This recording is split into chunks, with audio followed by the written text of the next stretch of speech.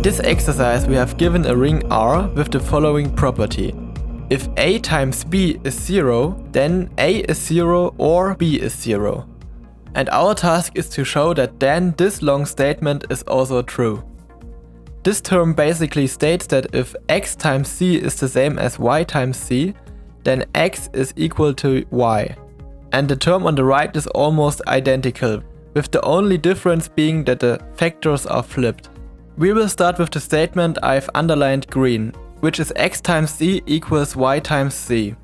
To show that the statement I've underlined green is true, we need to start with the left side I've written down here, which is x times c is equal to y times c, and then refactor it with the help of implications until we get to x equals y. The first idea you might have is to divide both sides by c. But since we are in a ring, we cannot do this. So actually we start by subtracting y times c from both sides of the equation. If we subtract y times c from the left side of the equation, we get x times c minus y times c. And when we subtract y times c from the right side of the equation, there's only 0 left. Next step, we can factor out the common factor c, which results in x minus y in parentheses times c equals 0. And we can do this because of the distributivity in rings. Because of the property given by our task, we know that if we have a multiplication of two elements that equals 0, then one of the elements has to be 0. So in our case that means that x minus y is 0 or c is 0. But from our task we also know that z cannot be 0, and that is why x minus y has to be 0.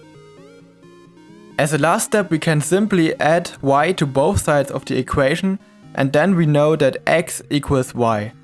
Hence we have shown the statement that is underlined green. But we also need to show the statement that is underlined in yellow here. So we need to show that if c times x equals c times y, then x equals y. Since this term is almost identical to the first one, we can almost repeat the steps from the first statement. We start by subtracting c times y from both sides of the equation, and then we get c times x minus c times y equals 0. Now we can again use the distributivity of the ring to factor out the common factor c. But this time the c is on the left side of the multiplication, which is important because we are operating inside a ring, which might not have commutativity of the multiplication. Through the property given by our task, we again know that c is 0 or x minus y is 0. But because we know that c cannot be 0, x minus y has to be 0.